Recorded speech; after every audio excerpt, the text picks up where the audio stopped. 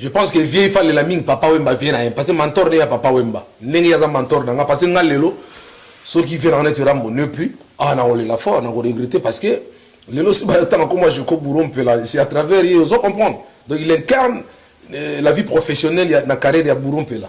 C'est comme ça mais vieille femme la mine papa Wemba na vieille Johnny ko. Que Johnny a l'idée.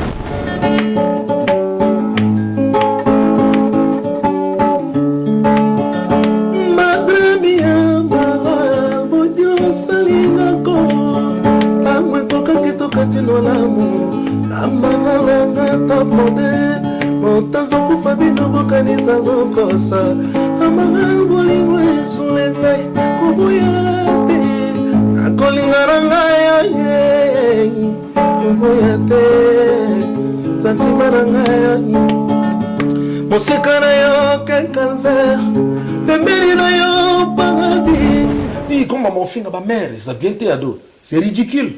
C'est vraiment ridicule pour l'image, il y a musique, il y a Congo. Et j'espère que ça va nous accepter aux Ayank. Là, on a mon abassar blanc, on est grand bendre. Biso bateau, to kota la polémique, tu as besoin de battre. Toi, banca. Modoraisa, Nassa, ma bimo, ça m'a beto KO dans 2 minutes, ça n'a même pas 2 minutes, aux KO. Ça m'a dit, Modorio et Binga. Vous comprenez? Donc, comment il dit dans l'uniforme? Comment tourniquer? Fonga bébé a chuboyo koki ina yote tout le temps. Comment point tourniquer? Comment point tourniquer? Sponsor officiel BM Hotel. BM Hotel à Kinshasa, ouverte 24 heures sur 24. BM Hotel vous offre un séjour de qualité, de chambres à tarifs abordables, une salle de fête, un espace de détente, un personnel à l'écoute de vos besoins. BM Hotel se situe sur l'avenue de la République numéro 3, référence Meizaf Bandal Sinkin, commune de Bandalongwa, Kinshasa, RDC. BM Hotel pour de nuits de qualité. Contactez BM Hotel au 0033 6 20 63 15 11 et au 00243 85 70 44 440. BM Hotel, Bernadette Massé.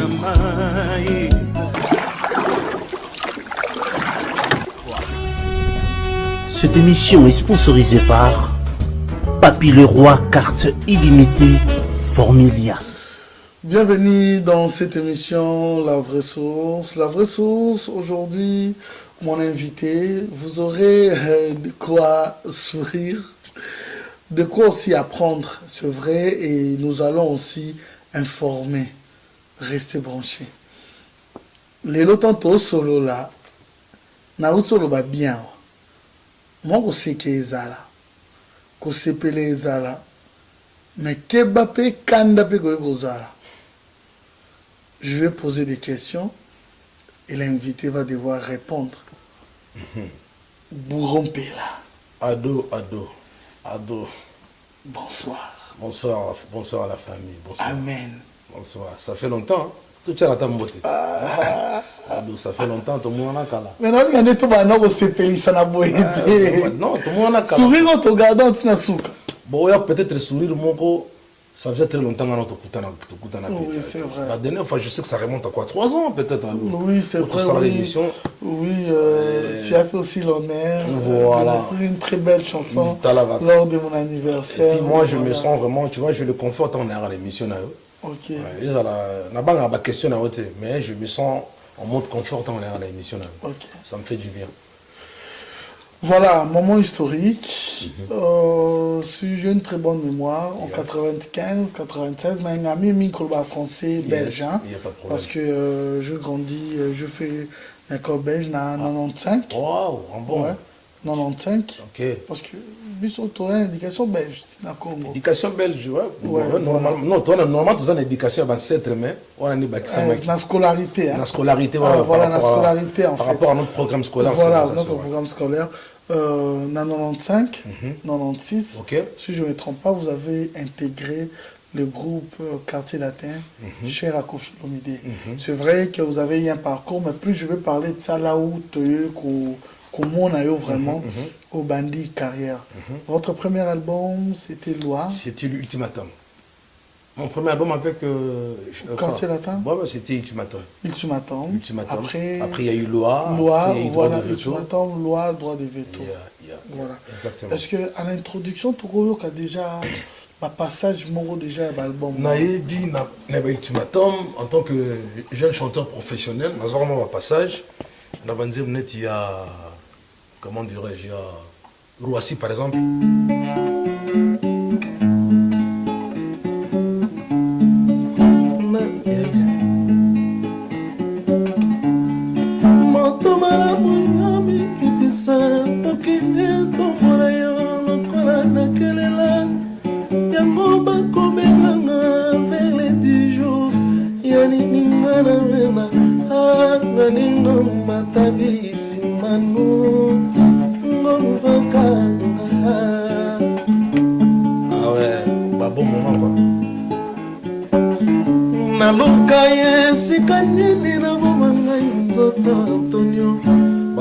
Papa na Roissy on a nazoeba tant nazo sala ba avocat na qui vont trop jeune jeune à peine on devait soit ko récupérer moi ba papier on essaie ngao ba mindele ba tira surtout récupérer diplôme on a autant gagner ba série on a et puis après bon tout de suite Kofi a découvert moi et puis après j'ai intégré son groupe tu vois après bon c'était des fois dans le bac c'est Kofi tout de suite qui m'a mis tu vois dans un pas tu vois dans le premier pas en tant qu'artiste professionnel et là qui signalant que tu es le petit frère biologique d'un artiste aussi très connu chez nous, Alain Pella. Alain Pella, ouais, Alain Pella qui était déjà à l'époque un artiste professionnel, tu vois, parce que lui, il faisait déjà pas mal de voyages, pas mal de tournées avec Wengi, et puis il avait déjà réalisé pas mal d'albums aussi, tu vois. Est-ce que c'est cette influence aussi qui t'a permis aussi d'intégrer le quartier? Ouais, ça se trouve, hein, tu sais que Valobara, nous, le bien, milieu belge, expression, que le milieu auquel vit l'enfant contribue énormément dans son éducation, tu vois, donc l'éducation là, et je crois que peut-être à cause de la paix, ça peut-être déclencher l'eau moro naturellement, tu vois, c'est quelque chose de naturel que Nazara qui n'a pas déjà, quelque chose de naturel que j'avais déjà, mais à force de côtoyer ce milieu-là, après ça se trouve que donc à partir de là, ça a dû exploser. Voilà, parlons de cet album Loi. Est-ce que vous êtes artiste, chanteur, compositeur, interprète aussi? Est-ce que vous interprétez les bisous, je sais pas, Fazer, tout, et l'or moro pour que... Fazer... Maman yo yo yo yo yo yo yo. Maman yeska kama. Papa yeska kama. Est-ce que n'a vraiment la folie bolingo na bete tele pela zomituna? Est-ce que ça te pour l'amour na pesa ipaya mikwe koma kosala ngomba ya bazomona ngate pongo wangu izipinga amour mikona retme pata pata mama yo yo Fazer. Maman yo yo yo yo yo yo mazo que sana que tango nena como fazer na porta bamico so que ali que wakela ngai talikuta awakela ngai nisenya tara kopoe isenga amiga ne que $100,000 amor da mami atangu baba mekaka bakosomba eleki yango lebelanga mama mama yo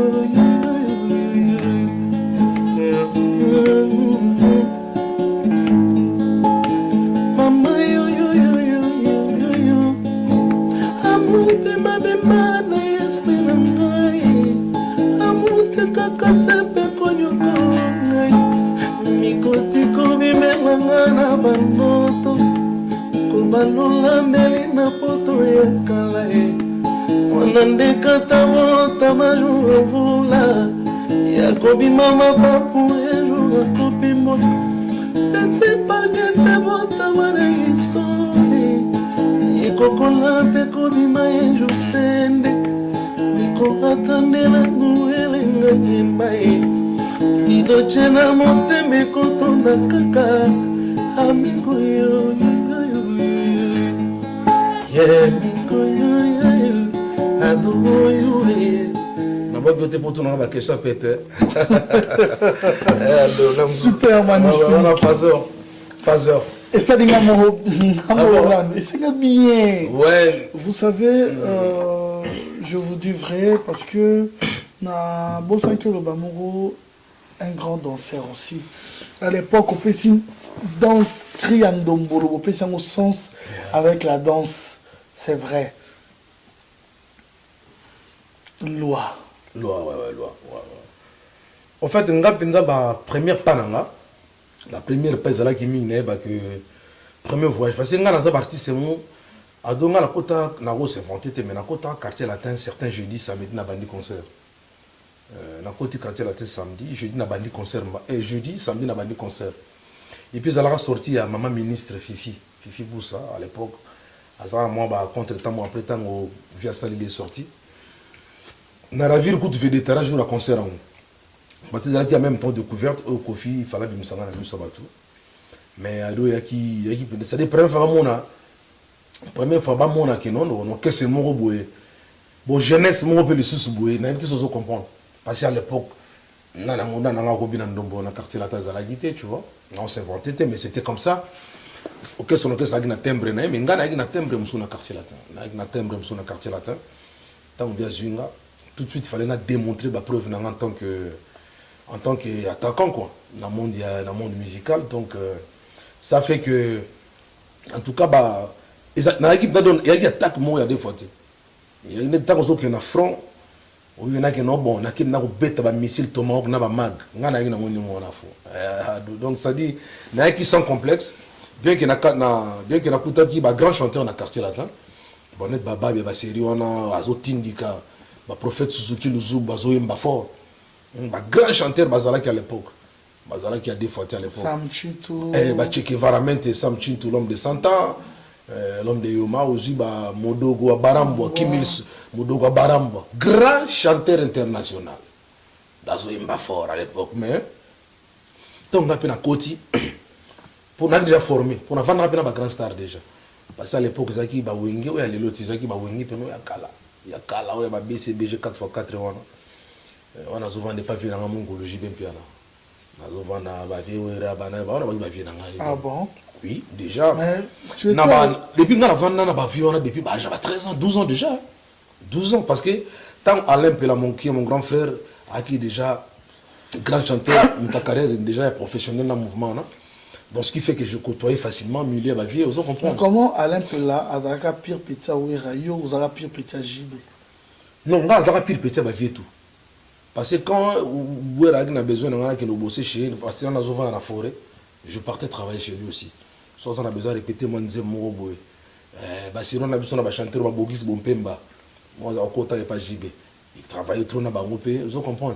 À l'époque on a au travail. Est-ce que vous avez un vocal nous sous pesa ton djembo mo pesa bon gars il y a ba vie ba su ba na ba mélopé ba na ba chant ba peut-être ba structure ya voix alors ba bi qui pita yembaga parce qu'à l'époque bon c'est normal na qui trop jeune je partais encore à l'école tu vois na qui na no que non chic mais ils allaient là que non ba vie ba pesa jouligne à ligne bon je peux placer dans nos voitures dans nous sens en djembo et à l'époque il y a qui côté ga bourreau kaka simple donc et puis ce na ye mona na yembi mo quoi passe ba vie ba zuma ngapa na chavo et du coup ba vie ba ne go apprécier un jour on a dit Marcel a dit Pécho va promettre à la grande mystique Pécho est ma mystique.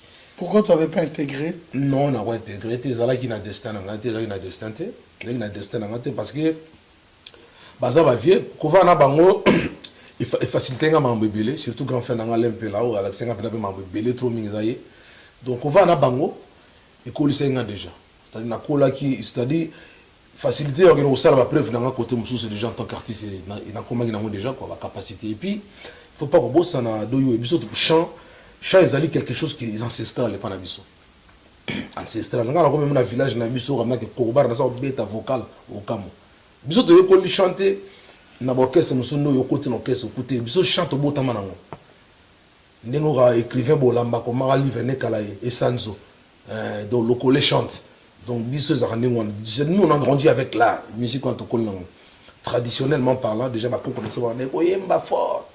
Tu continues dans le quartier latin et ça a droit de veto. Voilà, on a son guitare, je trouve vocal générique, voilà. Attends son guitare. Les Alaga, quand il y a droit de veto, ils ont encore point, ils ont encore. Yoloka kamidando lelo como tunike. Onga bebe kia chubu yoko ki ina yote tout le temps. Como point tunike, como point tunike. Oso corrompre. Voilà. Aujourd'hui, il y a des années passées quand même. Pour te garder moins fraîcheur à ici. Yes, of course. Pour qu'on dise aux allélos conscients qu'à l'époque, c'est vrai que tu travaillais, et pas mon tour, mais à la grande, tu vas me qui là. Vous avez eu mon conscient, tant qu'on sait la vocale, vous avez conscient, ils avaient un qui là. Yoloka kamidando lelo como tunike. Bon, faire passer un sujet tourniquet. Abika tourniquet, thème moi utilisant au sala vocal. Et après, moi, je crée mon solo vocal là-dessus. Tourniquet dans l'Embaïgaga. Parce que moi, il y a là, aujourd'hui, vous avez grandi aussi quand même. Hein? Mais le passé, tu vois, une histoire quand même. Bon, c'est vrai. À l'époque, il y avait beaucoup de polémiques. Nous, on a été dans ça la boyer. Attends, Viazo s'attaquer dans mon tout boyer. On a bien ça la boyer pour que Via n'a plus et l'eau boyer ça la bien. Bon, peut-être que côté un peu mon soupe, vous comprenez? Peut-être que ce que nous lobby qui est bien la mosque qu'on a zana yo lelo. Peut-être ce lobby qui vient pas ça que na ambrina ba tuana ya côté on a peut-être na habité au orchestre na habité orchestre na ambrina sérieux na mais bah on peut la mousse peut-être à ces centaines côté n'a pas attaqué. Alors c'est pas soldat na yeke no petit bobé ta vocal bo ça la bon ça arrive dans le monde de la musique il y a les nouveautés dans le monde de la musique c'est-à-dire ça a toujours existé, il existera toujours. Donc voilà quoi. Mais, donc, même pas américain, même pas Mindele. Donc voilà ça. Alors, plusieurs années plus tard, aujourd'hui, sois sincère envers nous. Et au sein que tu as quitté quartier latin, donc on a fondé Academia. Bourompela.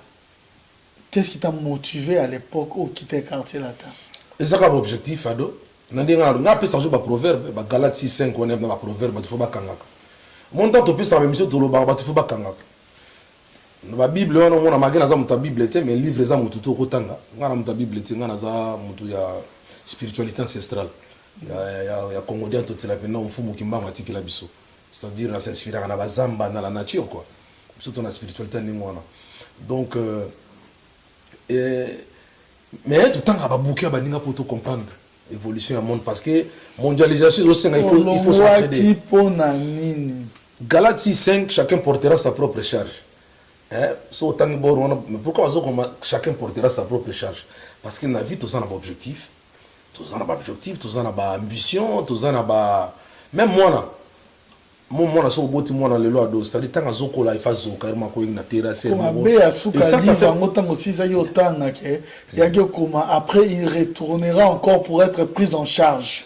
Non mais la Bible parce que zonga qui quartier là tu as porté propre charge na yo ozongi suppose être en tout cas tant que tozo vivre tu ko porter la charge ado tant que tozo vivre tant que existence na biso ka nini na quartier latin à l'époque. Mais na biso zala ki du na projet autozali na Erwana. Na projet o zala ki e singa ki wana et se présenta ki Erwana. Erwana singa ki ngwana. Et singa ki Erwana pena d'autres matato qui te singa ki ngwana, c'est-à-dire un projet mo be mona na ki. Tu étais en colère contre Koffi Olomide? Non, même pas en colère, je n'étais pas en colère, c'était juste par rapport aux différents programmes que j'avais, tu vois, dans ma période wana. C'était dû à différents programmes. OK na baninga. À un moment, fondé. Tu peux nous confirmer que le fondateur était son nom? Dolce Parabolique, mon parampar, que je salue beaucoup. Ouais, on a grand salatro. Il y a fondé. Ouais, fondé Zalaganchor, parce que le gars, parce que tant que mouvement Panzani, bah zongi kin.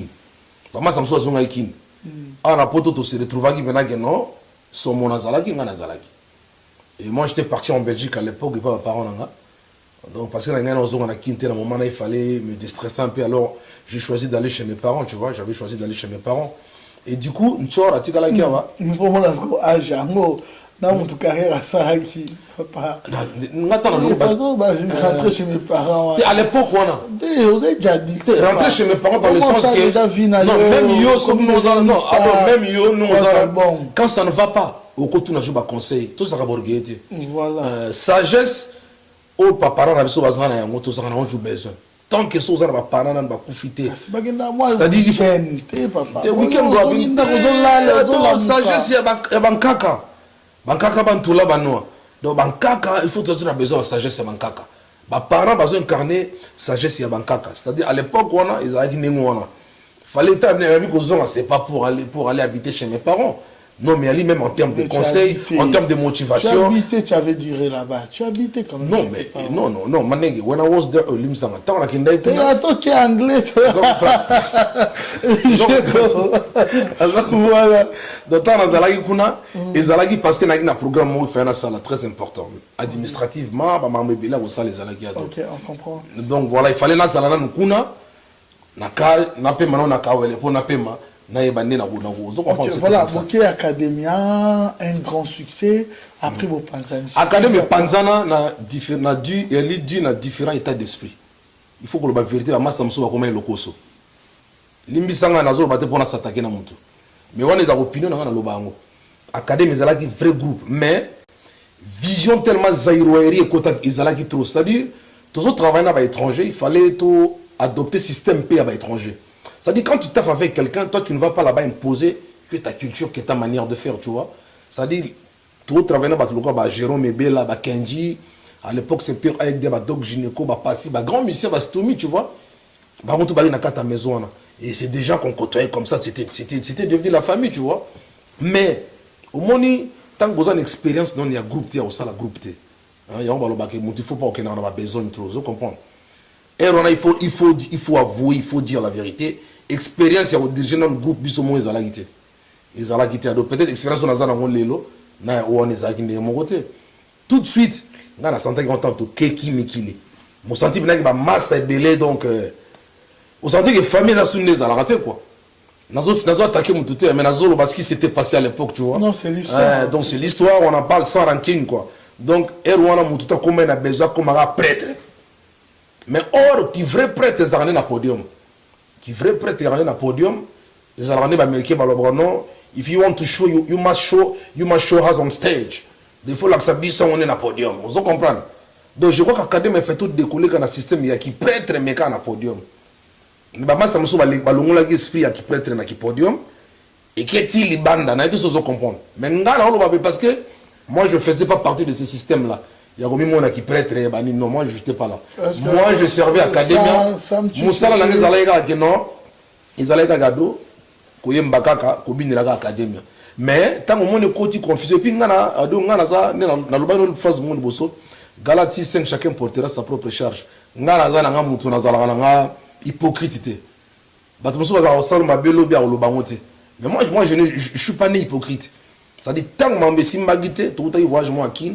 Tout ça là réunion dans studio bleu ben moi j'étais franc et na longwa pourquoi parce que tant que comme qui que non photo bax ma musicien voilà raison na longwa ya moi je me suis opposé à l'idée que non il faut rajouter tu vois le nombre des artistes parce que tant que tout ça signé pas Kenji à l'époque Kenji à l'obara na biso padron secteur abi non les gars déjà pour gérer un groupe de 7 personnes c'est un problème.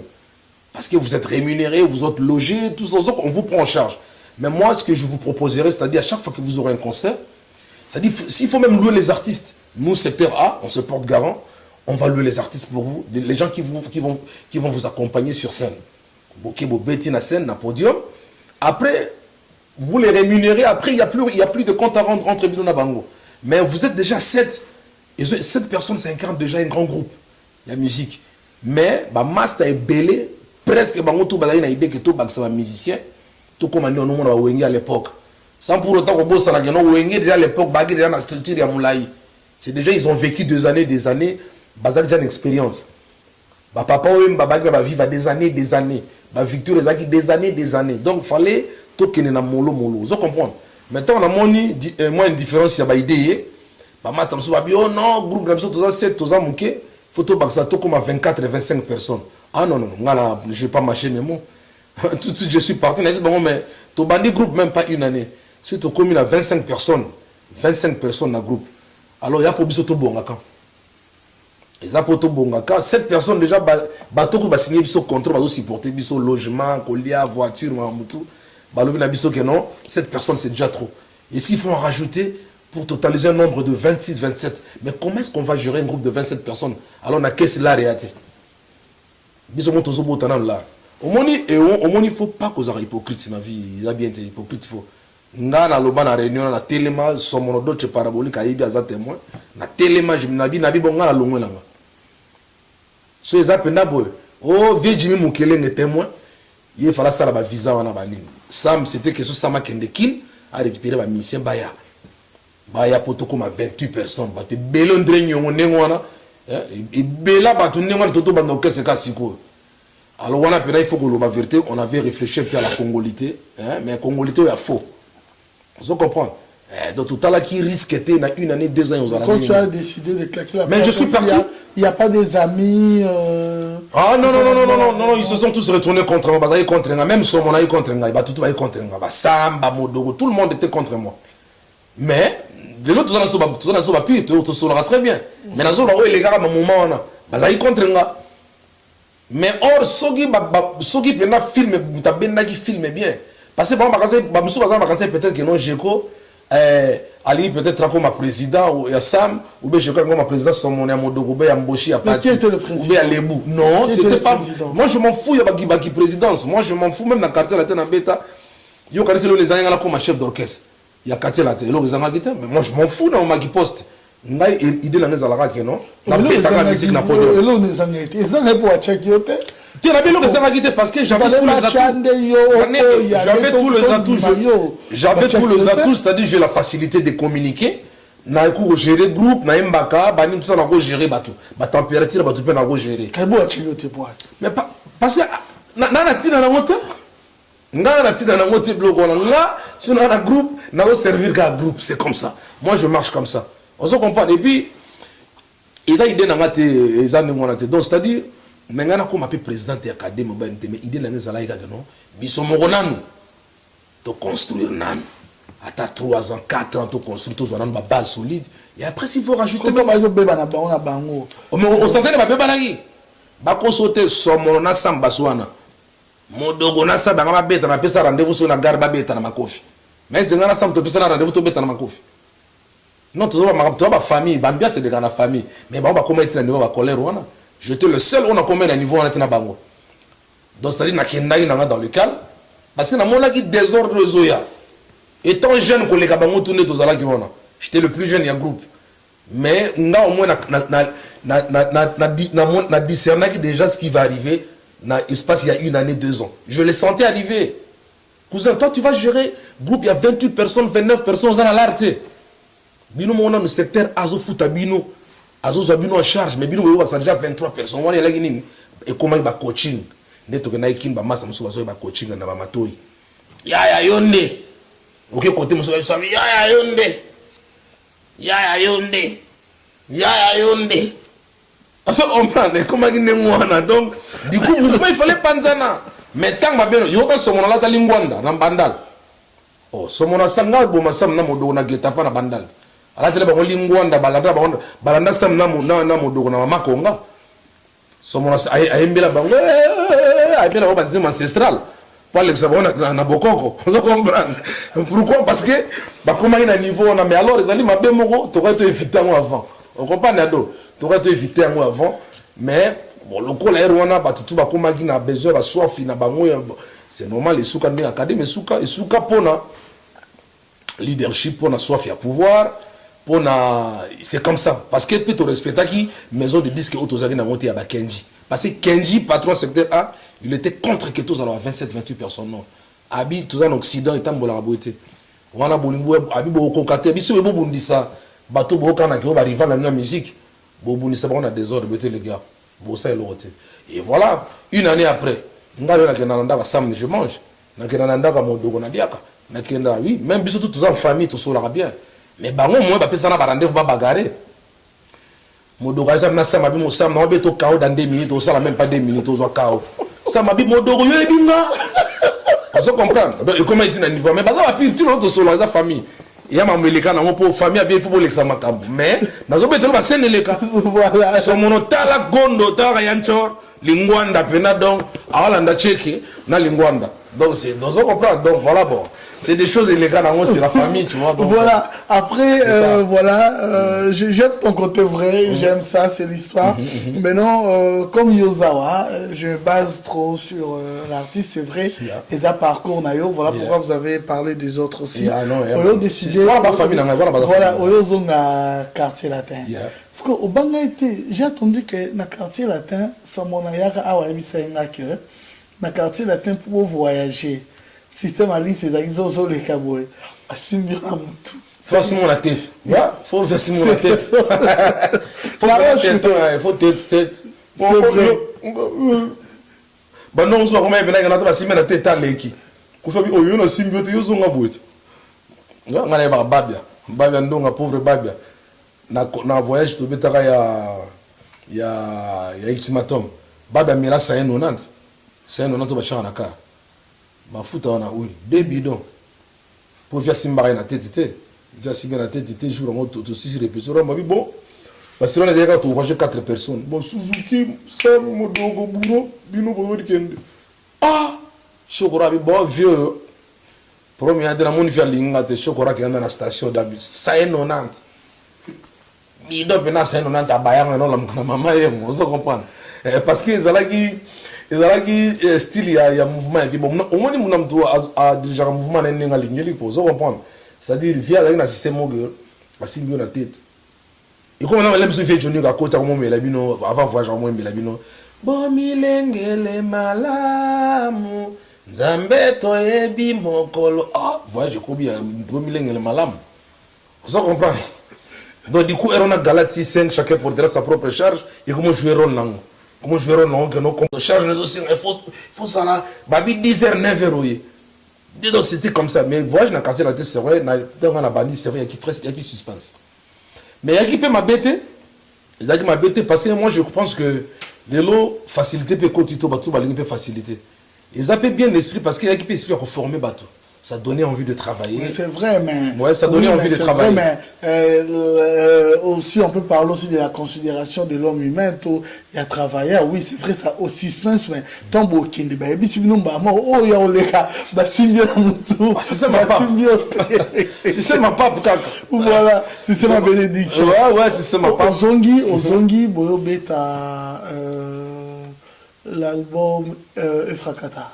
Mais album Efrakata to bete non tant la zongi le moins académie papa ici li to vali abandi les zonga to bete qui Efrakata là vous avez recruté des jeunes ah ouais tout ça Efrakata tout ça la mélodie avec Efrakata ah bon net ba net ba bien net ba Efrakata ba mélodie allez net ba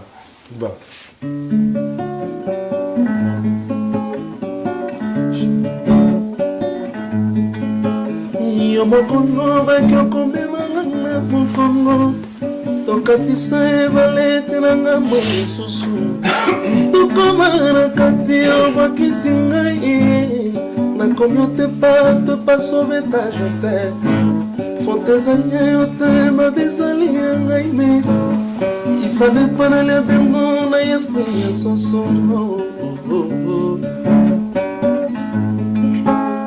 yokoko yeba sokoza dele ya moto kasi garanti ekozalaka ta Washington kokoya kozala première amour avi na ye awako ekografia sentime ezalaka te verita motema moto na maboko ya nzambe totikaka kolota koleka muna ya mongi on est Efrakata badel. Parce que saison sèche kokausa pa rivière nyonso babanzima na busana babanzima belé to imba ba bon souvenir de Efrakata to imba trop voilà papa na eso na générique pour recruter ba gens le rôle ba kérosène na kérosène pétrole il faut que intimidation ado ba pétrole ba yana ngo kérosène à brigade on a kérosène première fois petit on a en fait voilà je crois Bill Clinton hein azo booster fort côté pour nous yankoi bon vraiment peu comme un stratège na compte rivalité faut dans un petit mot à peu près ba image net ça Bill vous comprendre bah tout le monde a kérosène un jour on a la manteau mo gaillard na dit ça zo pas et pas sentinelle là-bas kérosène nous autres 16 ans 15 ans boy mais na manteau bata 40 oh mais dis bon tu bon vieux surtout imbaga vraiment bon meka mais ramba meka ba petona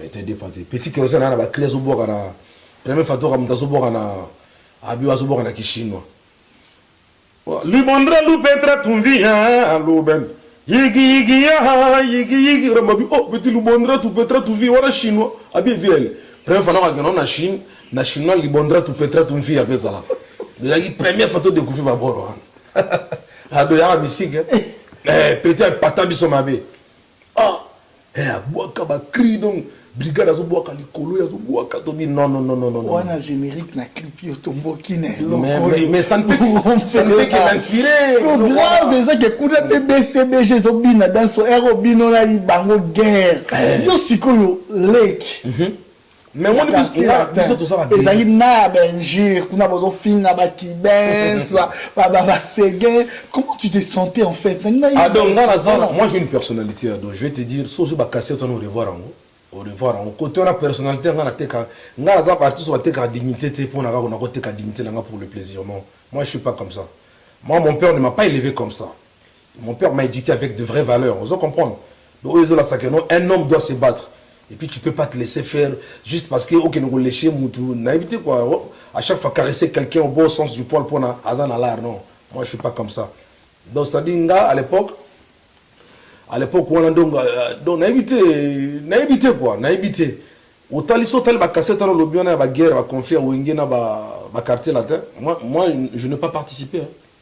Je suis le seul artiste à participer à quitter parce que j'ai même peur à Fienanga mon cousin Fienanga Batona ba wenge tout ba Fienanga et puis j'avais mon grand frère Alain Pela qui était là petit nanga Seguin petit frère Nassou Seguin Drumer Azakuna on se comprend et puis na salaki comment dirais-je preuve ya sagesse pour na battre la paix Moussala na bango c'est-à-dire je n'ai pas voulu m'incruster dans des polémiques inutiles Seguin da respectati bon mais non mais après na tangela Seguin na ça Seguin na bi Seguin mon né au lobby boy ça bien té parce que bon singa passé tant ils ont le baboy petit na yo lekinga na vino na mbanga té parce que singa na baby selo Moussala peut-être entre les deux patrons l'aime c'est plus fragile que yanga pour yanga l'aime sous patron mais ça n'a pas problème l'aime sous patron na yo a mais ça n'a pas problème té au bando est bon on a vu c'est la ville so songa na ke boma vemunkulu venanga moko na vanda chez et c'est ça malam na bité petit na boza na preuve ya sagesse et puis on les appelle conseil dans nos ça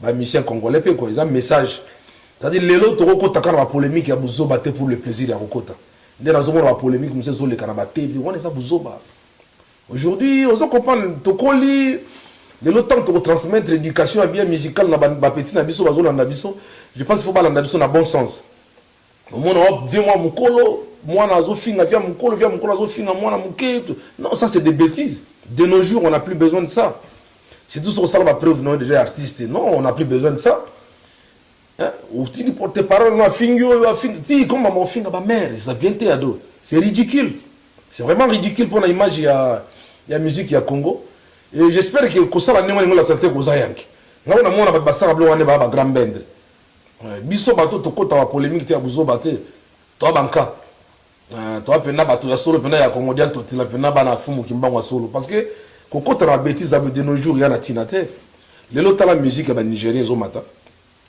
menga la mona te puisque ba sona Davido ba sona soki petit mongo vous comprendre non ça dit ils ont réussi d'abord à asseoir leur industrie musicale c'est ça le plus important biso Congo to une industrie musicale ya makas c'est-à-dire on a c'est-à-dire to diriger, to simi musique Afrique, to diriger pendant combien d'années on a monopolisé, tu vois, le marché musical en Afrique. Même dans le monde, tout là-bas.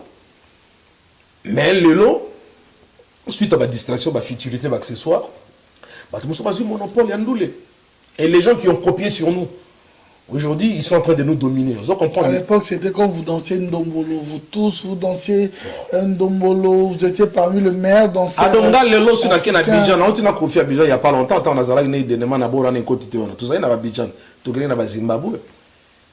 Vous comprenez? On sentit maintenant que non, on t'a pas bien on parler non. Na Zimbabwe tant ba mona ngabla bien the king of Ndombolo. Ah Kofi, all we can do now we can just thank you.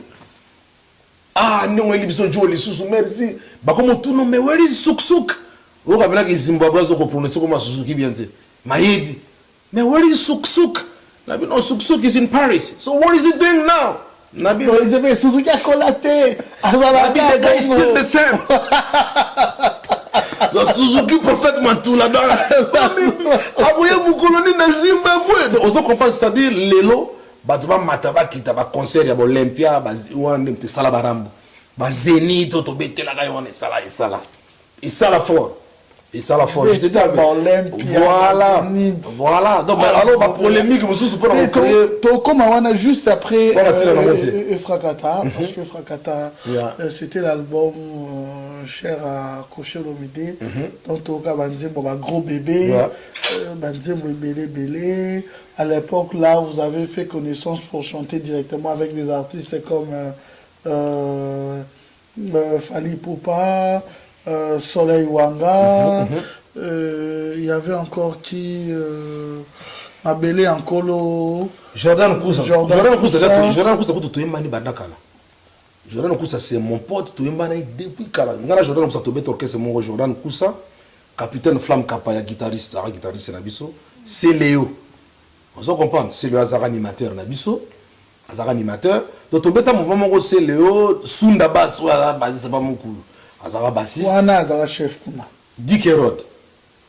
Ah, je dis que. Voilà, tout bête un mouvement déjà. Après voilà, il y en a banana. Donc voilà, par exemple, en panne, il fait ma belle pour le Niansala, Rwasa. Voilà, vous avez que Boya va Montana Kamenga, Bade Brondo. Voilà. Deo Brondo. Après Frakata. Après Frakata. Il y a coup d'État. Il y a une affaire d'État. Affaire d'État. Pardon. Affaire d'État. Tu as Badeo Baye. Ce qu'on a lingi, Evre lo bana place non. On a place oyo. Tant yozo fingate. Tant yozo kota na ba bêtise te. Papa batu ba oyo la nanu noko kashana na yolo bati. Papa ba chien bima au frappa. Calvaire. Cette fois-ci,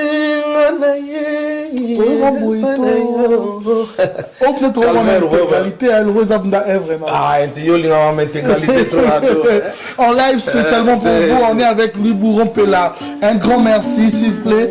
Un grand merci, c'est pour le plaisir de Bernadette Massengo. Ah, Bernadette Massengo, la maman. Ok. Bonne fête, parce que c'est déjà la fin d'année. Voilà. Calvero, c'est pour toi, c'est pour le plaisir de Tête Ndai. Hein? Bancoman, un grand merci à toi, le plaisir de Anelka Bafossette. Thanks, qui est là, Anelka. Pour le plaisir de Loulou Yolo, célèbre permanent usine, toutefois. Sous plaisir. José Elonga, le consolateur, bon service. José Dio, Sami Liao, Gino Itema. Moi j'adore le foot dans le Real Madrid. Voilà, ce côté, il y a une équipe nationale. Il y a ce qu'on pendant tout le monde perd de sport dans la Coupe d'Afrique. Il y a une Tassalabiso bien.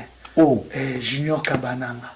Ah, Junior Kabananga, ouais, Junior Kabananga, on attaquant la bisote. Voilà. C'est notre attaquant. Avant d'entrer comme ça va Real, tout ça d'abord, nationaliste, vous comprenez. Voilà, c'est pour son plaisir également. Merci beaucoup. Et puis, bon, les appels pour le plaisir, il y a Ban à Lyon. On a profité en même temps que le 16 décembre, nous en allions. Le 16 décembre, nous en allions. Eric Bercy, donc il y a eu le 16 décembre, Pierrot Golgotha, Tokutana na Sala Locodrome. Bon vivre, yo. Bon vivre en live. Le 16 décembre, le 30, nous en à Lille, Naroubé. Le 30 décembre, nous en à Roubaix. Nous en à Roubaix. Il va président d'homme à Lille. Il va venir un parfait ma benguer de la synagogue. Ouais, basé Belé Kuna, basé Belé, Eric double M. Doubis, donc Zambo Kanabango. Hervé de Lille, basé Belé. Donc voilà quoi. Georges Kaloumé, my brother, what's up?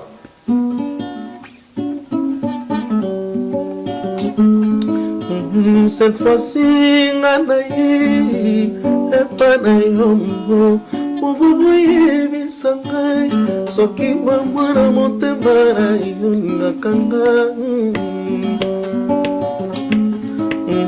kosaka nga ta kokosa ke olingaka nga ne fût-ce qu'un jour ce serait vraiment le plus beau jour de ma vie. Mon souci est non que c'est bon maman te barangai maloba na yo ya elengi ekozala parapluie na mémoire ya Romero Benkondo. Oh Jean-Jacques Moutoualé, tu parais comme un prince charmant. Soki ngana s'approcher pembeni na yo na vivaka printemps vert prolongation.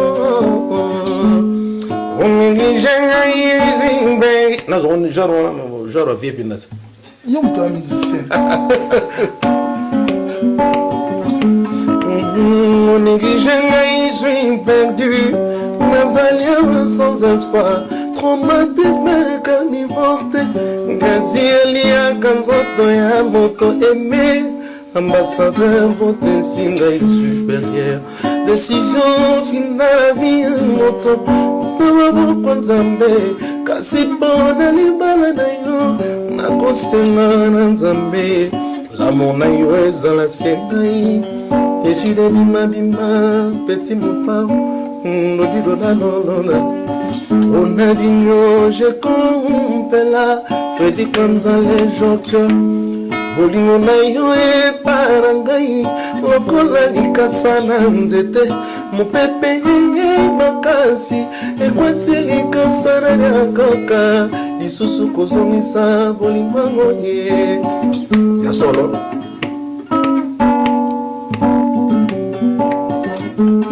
nakokamwa na bolingo yo mazalaka te yankempe azalaka te amara losilisinga lolemo na nzoto motema na ngai ekomi fragile koleka kutu empa ya babebe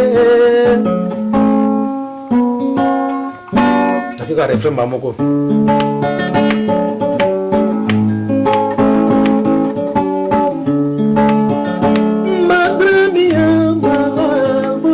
salingako amwe kokaki tokatino lamu namahalanga tapode motazokufa bino bokanisa zokosa amagal bolingo esule ngai koboya te nakolingana ngai ye koboya te santima na ngai moseka na yo ke calvaire pembeni na yo paradis.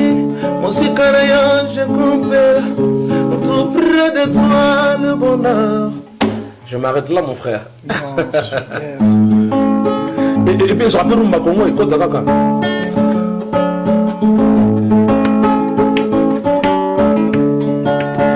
Unjono hiro seduto, ho sentito la voce che mi parlava, che ti amo pourtant et je t'aime. Je préfère que t'aimes, mon amaro. Voilà quoi, c'est ça. Vous comprenez que Bakuturu comme Makuru Kumba Basuki. Makuru Kumba, frappe encore et toujours.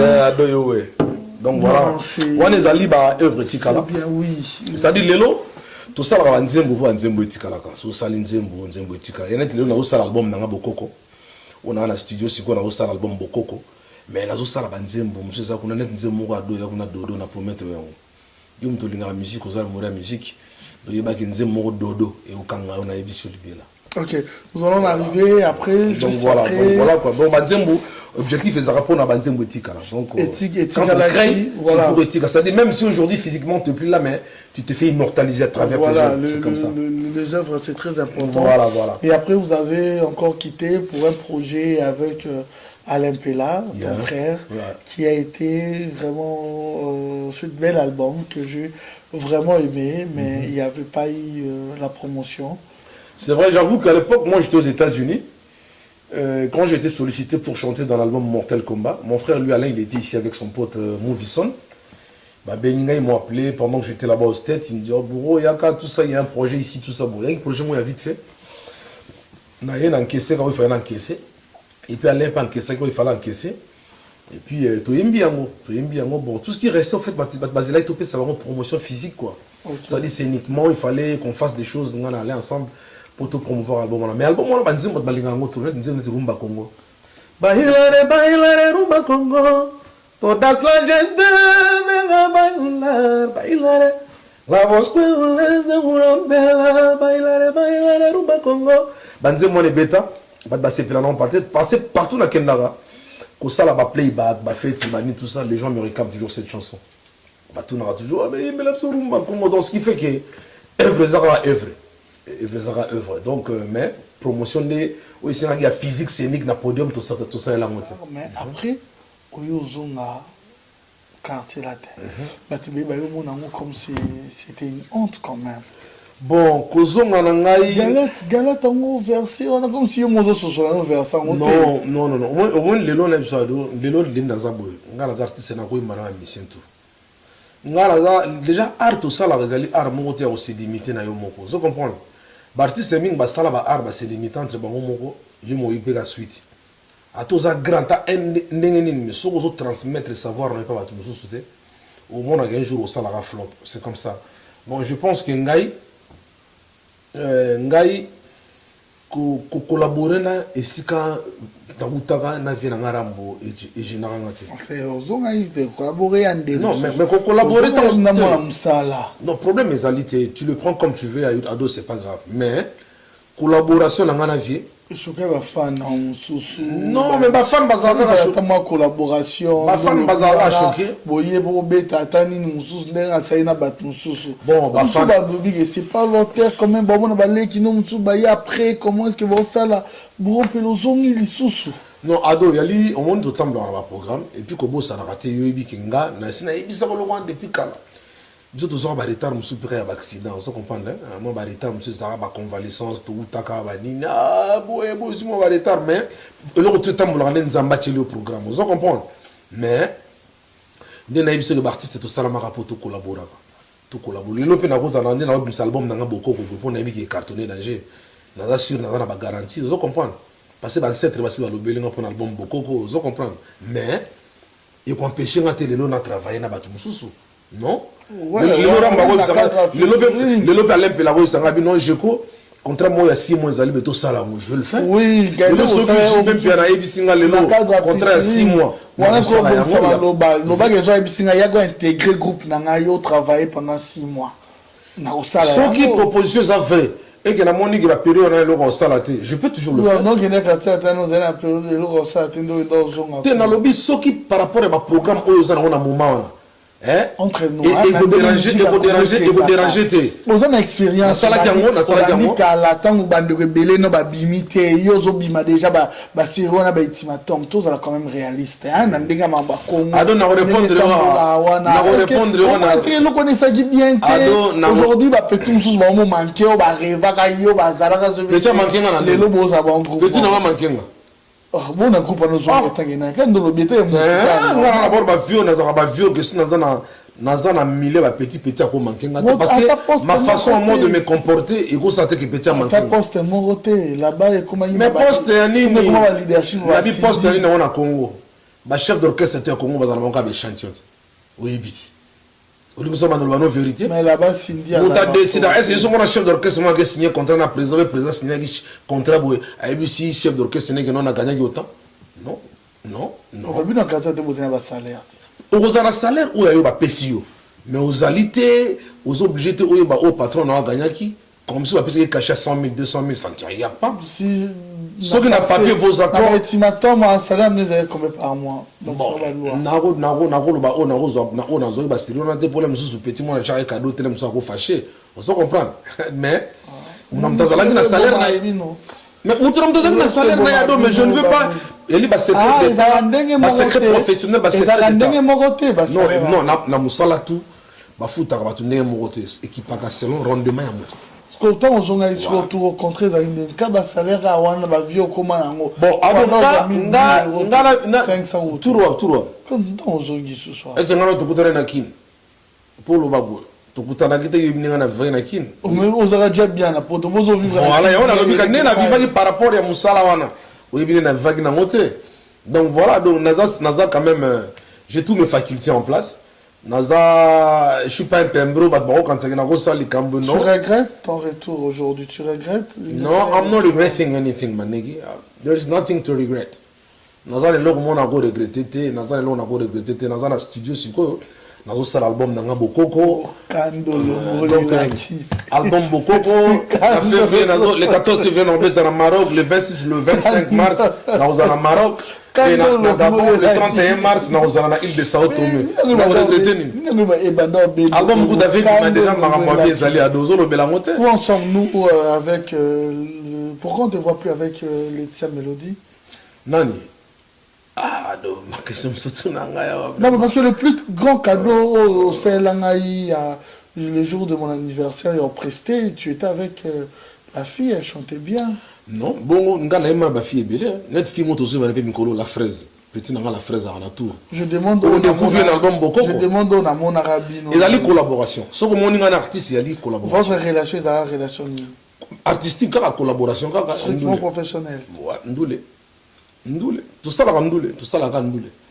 Ils ont Ndoule kaka. Dans ce son, mon ingana fille moro, na koyemba, na koyemba na meje, na koyemba na petit na la fraise na tour, na koyemba na voilà. Qu'est-ce qui a fait en sorte que vous allez mécontent parce qu'il a juste frappé la porte na Kofi Central?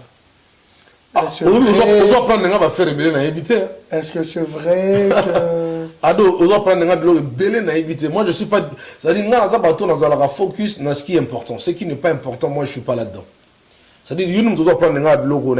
En tout cas, le logo, tout n'est bien monté. Je n'ai même pas au courant. Même pas au courant de rien. Est-ce que bien on annonce ça, il fallait beaucoup de à beaucoup. Michael passe ça là, mon père. À promettre votre album, moi, qui me dans 6 ans après. L'album, et combien de mission à Congo va promettre de mission à Congo? Moi, il faut être cause ni cause des sali qui va faire Sango, les sous n'attend non, cause des sali qui va moni, cause des arabes que non, nga déjà l'album beaucoup qu'on a la qui battu fait bima. Il y a on a aussi la musique qui est biso bima. Dieu merci. Normalement, elle était dans le projet la fille. Ouais, la chanteuse. Ma fille, ok, pourquoi elle va pas participer dans ces projets? Non, bah parce que c'est mon projet. Tout simplement parce que c'est mon projet. Chacun de nous. Non, ngana d'autres choses appellent tozo yembale to yembalelo. Et ça li kenanzela, et ça nanzela keno, projet ne sali keno, na se retrouver ngamoko. Ou bien sali que yozu projet komi ayo. Ça arrive. Ah, OK. Et arrive à donc ngalelo na zona osala bokoko na zona studio. Bokoko ça ils sala ma bien et bima ba condition bien. En tout cas, na za très quelle est votre relation avec Koffi Olomide? Il reste un grand frère, il reste Atikali Aza icône de la musique à Congo. Ça date de quand vous avez fait parler avec lui? Ah, une année déjà, je crois, une année. Ouais, une année. La dernière, ça déjà une année en gros. Depuis Naïmi, qu'il a la projet d'un album Bokoko, ça fait déjà une année. Avec vos hypocrites, quelles sont vos relations avec Binda Baz? Raman Kota de la cotation, il m'a bêti générique. Binda Baz m'a bêti générique. On a un grand bassiste. Alors, on a une sorte de grand bassiste, pardon. Binda, ça la preuve. Jonel Den n'est plus. Je sais pas. Mais si voilà, ce grand artiste, c'est vrai, parce que tu vas en France et nous avons vu ces mots, ces jolies phrases que l'artiste Koffi Olomide a posté pour montrer son douleur. Ah bon, hein? Bah, phrase, phrase, vous n'avez autant de langue. Ah, ma phrase va poster. N'avez que journal l'idée à Koufi. Oui. Paix à son corps, pas à son âme, paix à son corps, parce que Ama m'a Koufa raté. Biso bat ancêtre tous on est moi. Ma phrase me il faut prendre du marmo. Manipulation. Ce sont des phrases manipulatoires. Oh, paix à son âme. Ah, mais l'âme ne meurt pas. C'est le corps qui meurt, mais l'âme va continuer sa mission ailleurs. On a dit ça d'accord, on a évité à Doyo. Ok, mais nous avons vu Bandeko Ebele, par exemple, poster, voilà, c'est bien, Jonel Den n'est plus, c'est ce grand artiste qui a fait la fierté de ses continents. C'est quelqu'un qui a beaucoup contribué. C'est vrai, on va parler avec Koffi Olomide qui dit, j'ai vraiment aimé, hein, Je pleure comme un bébé depuis 4 heures du matin. Te wana via Les mots Fentagi. musique, ça si c'est l'eau. Et voilà, via naïbi via na kota na Fentagi. Ok, na si c'est là. Bon, via le la loi bébé. Les Quand mots- on a mon nom mis au vieta, bala tout dans le mouvement. Via tant ça m'a mis au rambo. Rien à mon nom monte. Kota na via Fentagi moi dim bébé. Ah, via le Bon, loi. toi vous avez un mouvement. Krana nengona ya krana le loi bébé. Au moins, déjà artiste, moi, Koufi. So ngana zala ele fait comme mais so sabi fieti ka biloko ko kuma biloko abodi je faire comme mais na lo bana biloko ka le lite Le mot musique, le mot chanteur, les mots idole et le mot charisme, ces mots n'auront plus tout à fait le même sens suite au décès de Johnny Hallyday. La chanson a perdu son dieu. Va en paix mon idole. bon au moins inde to zala artiste un artiste azara na estime na ye azara na estime na ye vis-à-vis ya mutomoro a inspiré kaye. Donc je pense que si le vieux se sont inspirés à travers Johnny Hallyday, tant mieux, mais au moins l'élo, c'est-à-dire l'amour patriotique. On se comprend. L'amour patriotique, c'est-à-dire en tant qu'Africain, biso tourner tous la patrie de l'Afrique. L'élo, je pense que nga na côté nga soki peut-être né Johnny Akoufi, Johnny Hallyday Akoufi, na go basé kaliwa mutute. Ndenga Akoufi bona papa m'a regretté plus papa Wemba. On regretté plus papa Wemba. Pourquoi? Parce que na regretté papa Wemba, na regretté ba vena biso ba grand chanteur ba taboulé. Vous comprenez? Wemba ba fétiche, ba grand chanteur net ba Lombo Makiadi. On va contribuer énormément à la musique à Congo. C'est-à-dire le lo peut aller pe concert na zo pe ça topé ça rabolingote et la libanda qui est nakati, c'est pas bon, il y a bien été. Mais ceux qui estiment via Zaranango pour Mais cela n'interdit pas de pleurer. non, la vie estime pas Zaranango vers Dieu, mais peut-être via Fentaki. Via Fentaki, parce que Johnny comme t'as été, fait Johnny Ali. Fait Johnny Ali, fait Johnny Ali. Côté on a été via les Libana 4 heures. Ramalo, on a 4 heures. Rien. Na 4 heures, il y a dans la guitare, on va dire, na l'élite. Mais ils allaient peut-être, bah, mon bah, moi, il y a compatibilité, quoi, vis-à-vis par rapport à Yanini. Mais, je pense que vieille fallait la mine, papa Wemba vient, parce que mentor n'est papa Wemba. N'est pas mentor, parce que Ngalelo, ceux qui viennent en être Rambo ne plus. Ah, on a la foi, on a regretté parce que Lelo, moi, je c'est à travers, ils ont comprendre. Donc, il incarne la vie professionnelle, la carrière, il y a Bourompela. C'est comme ça, mais, vieille fallait la mine, papa Wemba, vieille Johnny, quoi. Que Johnny a l'idée. Ok. Voilà. C'est ça opinion, on a ma bête. Ok, non, ça va, au final. Ok, parlons maintenant de votre projet, Bokoko. L'album s'intitule Bokoko. Bokoko, ouais. Ok. Vous avez un studio, combien de titres? Ils ont 11 titres. Album, et ça, les 50. Oui, mais meilleur album. Aux autres travailleurs, parce que je donne le meilleur de moi-même dans l'album. Voilà. C'est-à-dire que la barre haute artistiquement, mais grand album, ils ont même 10 ans. 12e année, c'est mes amis. Mais Oyanga, c'est que je comme on va parler français. La sortie officielle, c'est quand? La sortie officielle est prévue pour fin janvier, début février. Okay. Donc voilà, le temps de finaliser avec quelques mixages, avec le temps de masteriser l'album, et puis voilà, lancer quelques affiches, tu vois, à travers les réseaux sociaux, tout ça. Donc voilà, on sera déjà février, on sera sur le marché musical. Nous aurons combien de titres? Il y en aura 11. 11 titres. 11 titres, alors. Il y en aura 11 titres. Il y aura divergence. Ouais, il y a différents styles variés, hein. Voilà. Différents styles variés, et puis différents thèmes variés. Il y a de ces messages qui parlent d'amour, il y a de ces messages qui conscientisent l'Africain. Il y a de ces messages qui parlent d'amour maternel, tu vois, que la mère nous a transmis depuis la naissance. Donc, il y a plein de thèmes. Des fois, vous chantez en lingala, en français, en anglais, souvent aussi en espagnol. Non, dans ce métier-là, c'est-à-dire il ne faut pas rester stationnaire, il ne faut pas rester, c'est-à-dire dans une optique de plaire qu'à sa communauté. Non, il faut plaire à tout le monde. Il faut s'ouvrir. Aujourd'hui, moi, je chantais, il y a de ces chansons-là qui sont chantées en anglais, il y a des messages en français. La français. La français, la variété française, donc les gens vont écouter, il y a des chansons en lingala. Donc on n'est pas là pour cibler quelle est notre communauté. Donc moi j'ai envie de cibler, j'ai envie de me faire entendre auprès de tout le monde. Okay. Voilà, quelqu'un de la communauté française, francophone, anglophone, donc j'ai envie de me faire comprendre. À la coutume, nous sommes déjà habitués avec le dédicace, avec des chansons dédiées à une personne. Est-ce que les gens qui voudront bien pour leur promotion, comme on dit, acheter une chanson, c'est encore le moment? Ouais, ils peuvent appeler sur le 07 51 29 44 71 où ils appellent sur ton numéro. Ado, ouais, ils ont ton numéro. Donc, je suis encore en plein travail là. Donc, bientôt, je vais finaliser. Je vais finaliser bientôt. Donc, au février, je serai sur le marché musical. Mais un album réalisé à la satisfaction, je dis bien à la satisfaction du commun des mortels. Vous avez collaboré avec plusieurs artistes. Ouais, il y a pas mal de collaborations. Le cas, par exemple, avec le vieux Luciana qui m'a beaucoup épaulé. Luciana Domingo, qui est l'un des grands chanteurs congolais. Donc voilà quoi, lui, et puis il y a pas mal de feats, même si je ne veux pas le dévoiler ici sur place, mais il y a pas mal de feats. Mais c'est du bon, c'est du lourd qui arrive là. Bon, Coco, c'est vraiment du lourd. Les mélomanes, vous ne serez pas déçus. Ça vous inquiète aussi par rapport aux sorties des albums qui auront lié à peu près à ce mois?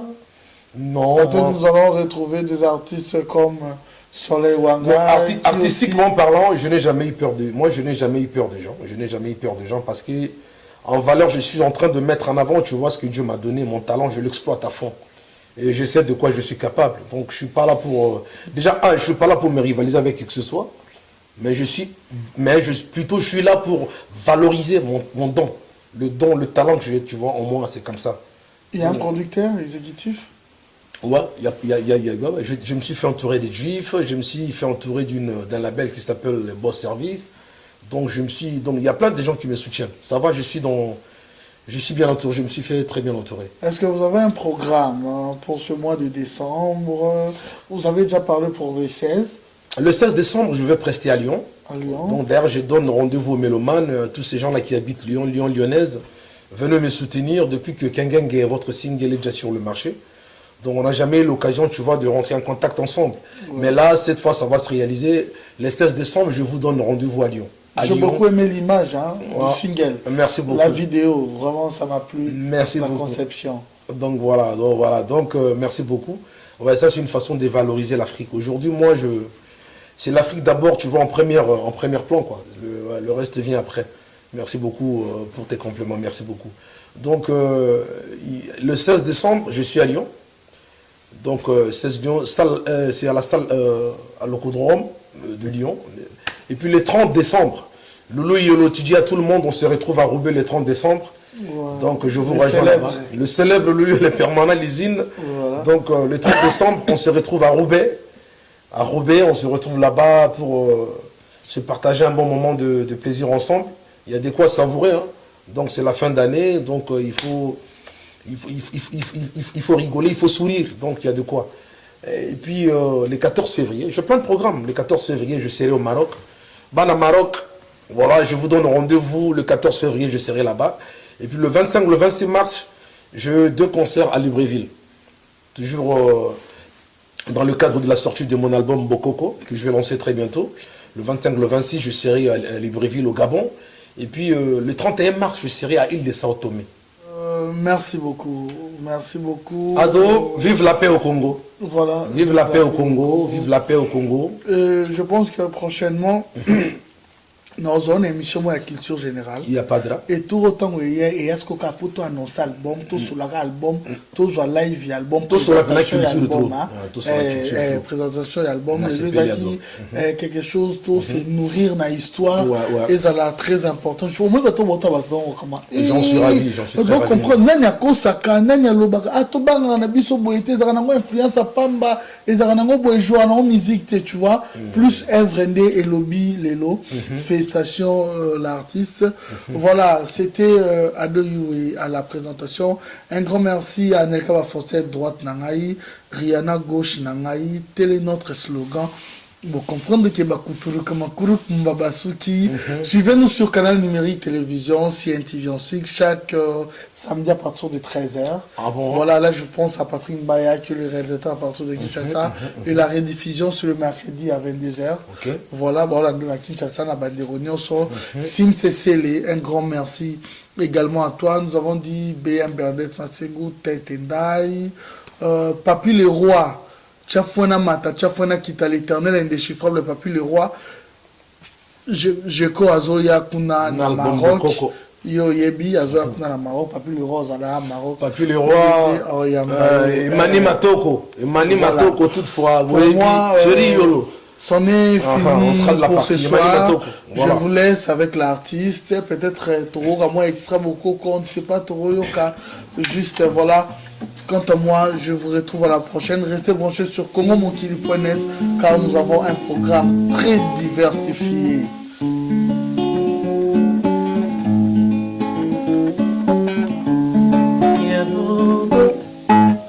Ya dodo,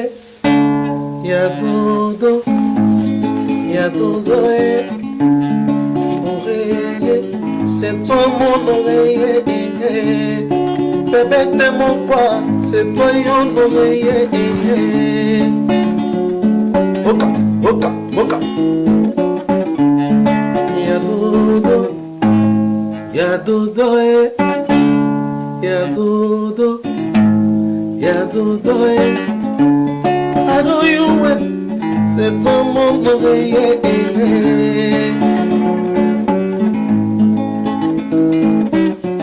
Potenayo, pesa trop revalorisante.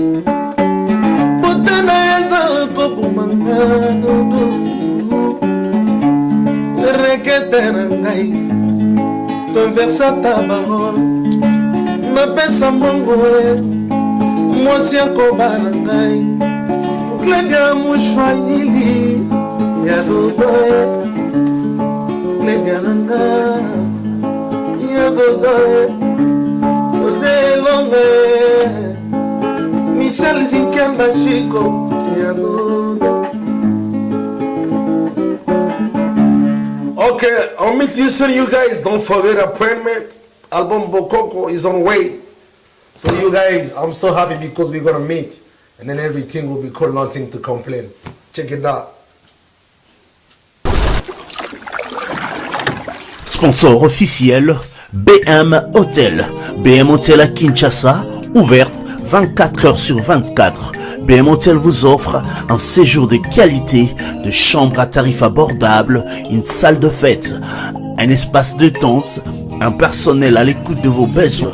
BM Hotel se situe sur l'avenue de la République numéro 3, référence Meizaf Bandal Sinkin, commune de Bandalongwa, Kinshasa, RDC. BM Hotel pour de nuits de qualité. Contactez BM Hotel au 0033 6 20 63 15 11 et au 00243 85 70 44 440. BM Hotel, Bernadette Massé.